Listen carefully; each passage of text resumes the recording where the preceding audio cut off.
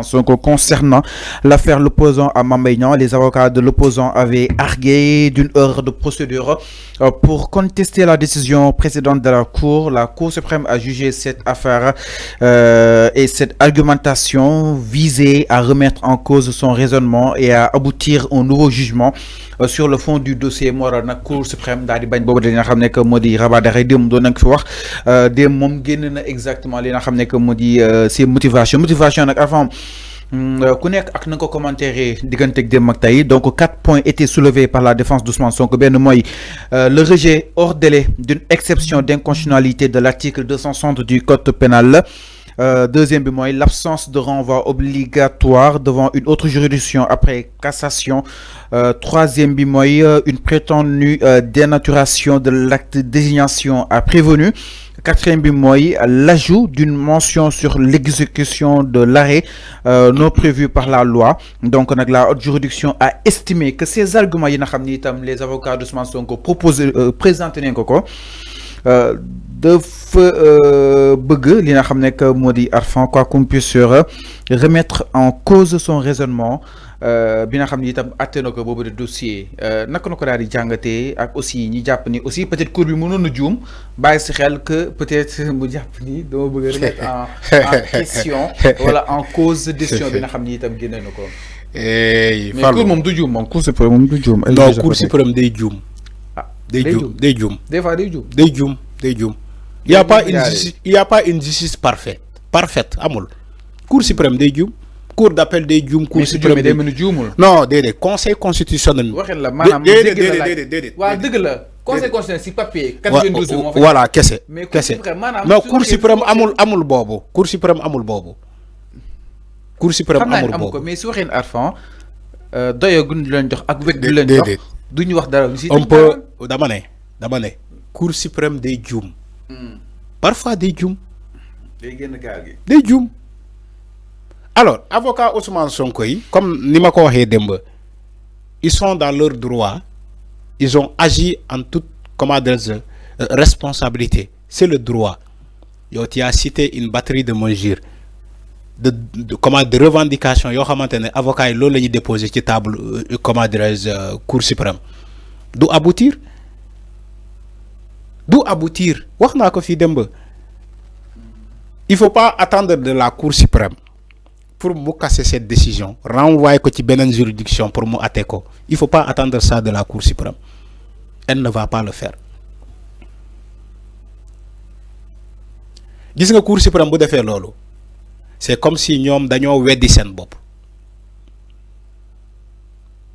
yaa ngi dégg wax ji. Cour suprême bu defee loolu selon avocat Ousmane Sonko lu ñu nekk di réclamer c'est comme si Cour suprême dafa xëy mu weddi waat boppam. ñoom ñoo fi rendre delloon jugement décision avec 4 signataires. Cour suprême moo fi joxe décision avec 4 signataires. Les siégeants étaient de 5, au nombre de 5, mais ils ont rendu une décision avec 4 signataires. Il manquait une signature. Quand même, cette décision a été respectée dans toute l'étendue du territoire. Cour suprême moo ko joxe. Même si dama jàpp ni que c'est pas normal. Dans un pays sérieux, cette décision-là ne devait pas être appliquée. Si c'est aux États-Unis ou en France ou feneen, on va pas appliquer cette décision. Parce que le nombre de siégeants, c'est pas ce nombre-là qui a signé le document. Quand même, au Sénégal, le gouvernement de Macky Sall a respecté cette décision de la Cour suprême avec 4 signatures. Sénégal la xewewul fenn.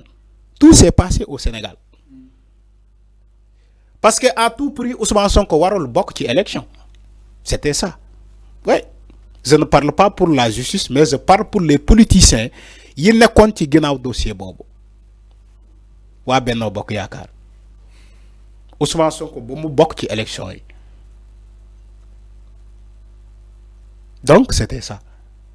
En sachant que même le droit de Ousmane Sonko, les droits de Ousmane Sonko n'ont pas été respectés ci dossier boobu. Mais diggante délai de renvoi bi mooy délai de recours bi dañu ne yoon moo may Ousmane Sonko 1 mois pour que avocat mi mën a def recours 1 mois mais ils n'ont pas respecté le délai de 1 mois. Procès dafa am ci biir nombre de délai bu ñu am Ousmane Sonko 1 mois dañoo tëgg procès ci biir 1 mois boobu loolu mooy vice procédural c'est pas bon. yow yoon bu mayee Ousmane Sonko un délai de 1 mois pour mu def recours yan ngeen yàkkamti gaawantu tëggaat procès bi ci 1 mois boobu ci son délai c'est pas normal, c'est pas sérieux. Tout ça s'est passé au Sénégal aux yeux de tout le monde. Sénégal dara ken on était là qui le magistère de Macky Sall, tout s'est passé tellement vite devant tout le monde. Tous les magistrats étaient là, l'union des magistrats était là, dénoncé wuñu ko. L'IMS était là. Li may wax ni sosaluma ken, c'est passé au Sénégal. L'union des magistrats était là, le bâtonnier de l'ordre national des avocats était là. Quand tout s'est passé sur le procès Ousmane Sonko Mame Mbaye Niang, ñu ne Ousmane Sonko dafa am un délai de 30 jours pour mu def recours. Au lieu que ñu xaar ce délai là mu passé, dañoo tëgg procès ci délai boobu. Vous croyez que c'est sérieux? Et personne ne l'a dénoncé. Seulement les avocats de Ousmane Sonko ñoom ñoo dugal recours pour dénoncer cette affaire là, déclarer ko comme vice procédural. Seuls les avocats de Ousmane Sonko ñoo ko dénoncé. Qui la ñuy def seen recours pour dénoncer cette affaire là. Pourquoi Ousmane Sonko am un délai de 30 jours pour faire un recours? ñoom ñu gaawantu tëgg ci procès bi ci délai 30 jours yooyu. Et personne ne l'a dénoncé ci justice bi. Union des magistrats du Sénégal était là. IMS était là. Pourquoi ils n'ont pas dénoncé ça? Pourquoi Union des magistrats du Sénégal n'ont pas dénoncé ce qui s'est passé au niveau de la Cour suprême? Pourquoi ils ne l'ont pas dénoncé? Cour suprême avec Ousmane Sonko, c'est une longue histoire. Pourquoi les magistrats n'ont pas dénoncé ça? Après, ouais, la justice a changé. La justice n'a pas changé. Les fins de compte Macky Sall, moi, non, il faut respecter les acteurs quand même. Non, mais Fallou, je n'ai rien dit ici. Dire que la justice n'a pas changé, la justice n'a pas changé de toute façon. Mais la justice a beaucoup changé. Non, la justice n'a pas changé. C'est les mêmes magistrats qui sont là. C'est les mêmes procès qui sont là. Dafa xawa tane rek, dafa tane. Parce que biyon gisuñu ay procès yo xamanté dañ koy ay yobu ay nit ay instruction ba paré yobu ko 6 mois wala yobu ko 1 an wala 11 mois comme Macky Sall le faisait avec les autres. Dañuy japp xalé ci mbéd bi buy manifester ñu yobu dossier instruction baye xalé bi pendant 1 an kenn du xol dossier té en flagrant délit lañ ko jappé. Donc muy manifester ko parti bobu nonu l'inéligibilité wala kon l'éligibilité d'Ousmane Sonko n'est plus à débattre. Dépasse si vous non Ousmane Sonko est éligible du côté justement de la loi. Non mais éligibilité bokoy wax jamono bi c'est prématuré. Donc il est éligible. Pourquoi? Non, le Conseil constitutionnel. Donc Ousmane Sonko. Mais parce que dafay tontu. Maître Bamba Cissé dafa nek di tontu.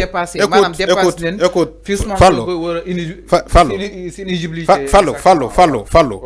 Dossier boobu waxona ci waxati. Ay yoon. Képp kuy taxaw di naan Ousmane Sonko n'est pas éligible à une quelconque élection da ngay wax loola neex. Tu sais pourquoi? Conseil constitutionnel moo ne sénégalais yépp conseil constitutionnel moo ne sénégalais yépp loi d'amnistie bi kenn du ko fi jëlee bay wéy na mbuus pour ñu changer ko donc loi d'amnistie bi mu ngi fi ba légui conseil constitutionnel moo ko wax. Maintenant si vous voulez que Ousmane Sonko ne soit pas éligible à une élection, il faut supprimer la loi d'amnistie. Voilà. C'est ça la réponse. Non, c'est ça la réponse. C'est ça la réponse. L'opposition, les politiciens qui spéculent que Ousmane Sonko n'est pas éligible en 2029, il va falloir commencer par supprimer la loi d'amnistie d'abord. Allez supprimer cette loi-là au niveau du Conseil constitutionnel. Après, vous venez, on va maintenant en parler de la candidature de Ousmane Sonko. mais tant que loi d'amnistie baa ngi fii mu ngi fii képp kuy taxaw ne Ousmane Sonko mënul bokk ci élection da ngay wax lu la neex ne ko man Arfan maa ko wax. alors mi ngi noonu leer na. tant que loi d'amnistie baa ngi fii il faut aller poser cette question au conseil constitutionnel parce que ñoom ñoo garantir la loi d'amnistie député Pastef yi bañ ko bëggee modifier c'est le conseil constitutionnel moom moo taxaw ne leen loi bi kenn mënu ko modifier te loi tant que baa ngi fii moo tax ñu génnee Ousmane Sonko kaso ne ko mën nga bokk ci élection ñu génnee Bassirou Diomaye Faye ci kaso ne ko mën nga bokk ci élection maintenant pourquoi ce débat là te loi d'amnistie baa ngi fii pourquoi ce débat là parce que le conseil constitutionnel comment dirais-je la cour suprême a rejeté un rabat d'arrêt c'est ça loolu kese la lan mooy rabat d'arrêt dafa mën a tere nit bokk ci élection est-ce que ñiy wax ni xam na luy rabat d'arrêt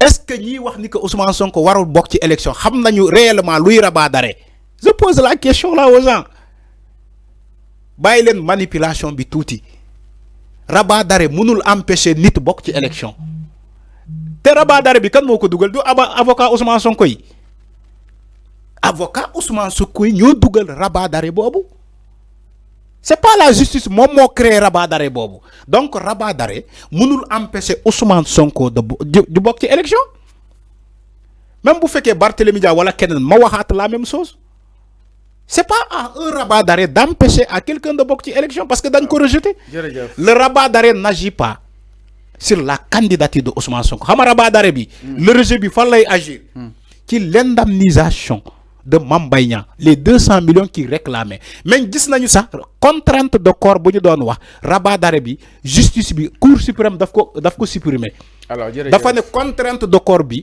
contrairement à la loi mënul nekk conformément au texte donc moo tax ma ne la ce débat là est prématuré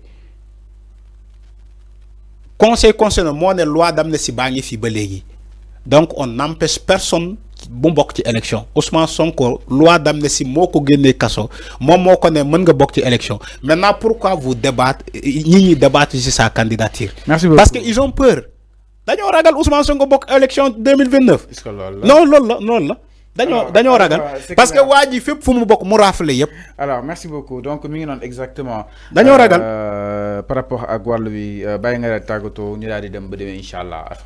voilà donc di jaajëfal ñëpp sëñ Fallou jaajëfal sénégalais ñi doon seetaan jaajëfal diaspora sénégalaise bi jaajëfal sénégalais yi ñi nekk ci wàccaay gàmmu gi am na ñu commencé départ di ñaanal ñëpp yàlla ñu jógee fii. ci dawal ndànk nag chauffeur voilà ñu dawal ndànk surtout ñu dawal ndànk. yow tax demoo Tivaouane. non dinaa dem Tivaouane suba incha allah. 5TV la demul Tivaouane 5TV. dinaa dem Tivaouane incha allah suba. alors donc di ñaanal ñëpp surtout chauffeurs yi nañu daw.